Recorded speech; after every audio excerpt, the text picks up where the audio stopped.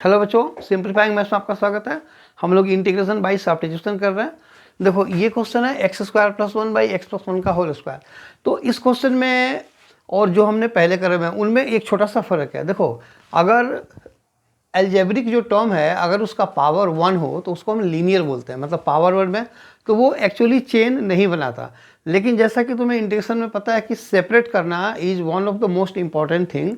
तो सेपरेट करने के लिए नीचे कम होना चाहिए और ऊपर ज़्यादा टर्म होना चाहिए ताकि हम उसको सेपरेट कर पाएँ, ठीक है ना। तो यहाँ पे स्क्वायर के अंदर जैसा मैंने अभी बताया था कि स्क्वायर के यानी कि ये पावर है, पावर के अंदर एक्स होना चाहिए। यहाँ पे एक्स प्लस वन है।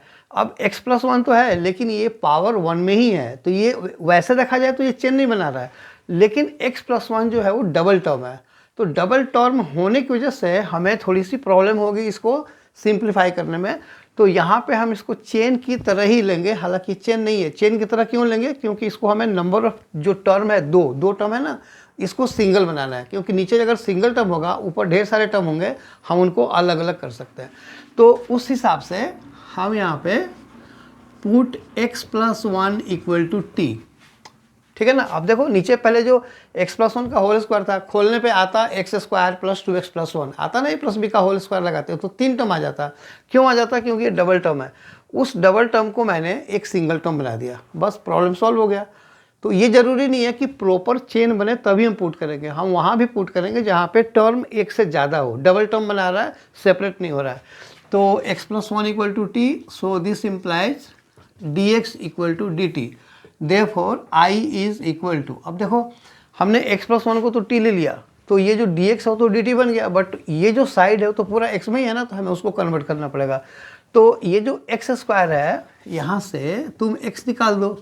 ये देखो x equal to T minus one. अब यहाँ पे पुट करो t माइनस वन का होल स्क्वायर प्लस वन, नीचे टी स्क्वायर और ये डी टी। अब इसको सिंप्लीफाई करते जाओ, इसको खोलो T square minus two T plus one, फिर plus one by T square D T.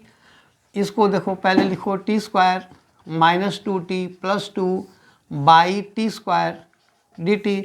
अब इनको देखो, अब सिंगल टर्म है ना, अब अलग अलग कर लो इसको। तो देखो T square by T square one, minus T two T by T square करोगे तो एक टी कट जाएगा, तो माइनस टू बाई टी और फिर plus two by T square और ये रहा डी टी, है ना।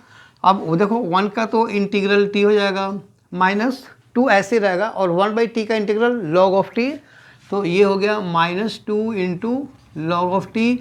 और ये देखो वन बाई टी स्क्वायर यानी कि जैसे बताया था वन बाई एक्स स्क्वायर का integral minus one by X होता है, तो ये हो जाएगा minus two by T plus C. अब टी की वैल्यू वही वाला वापस पुट कर दो, तो ये हो जाएगा x plus one minus two into log of x plus one minus two by x plus one और प्लस सी, ठीक है ना। तुम चाहो तो इस वन को हटा करके इस सी में मिला सकते हो, तो वो कांस्टेंट, तो तुम अपने आंसर में एक्स लिखो या एक्स प्लस वन लिखो, दोनों सेम बात है क्योंकि ये प्योरली कांस्टेंट है, वो इधर कांस्टेंट में चला जाएगा, ठीक है। चलो आई होप वीडियो समझ में आया। अगर आया तो इसे लाइक करो, शेयर करो और सब्सक्राइब जरूर करना। Thank you.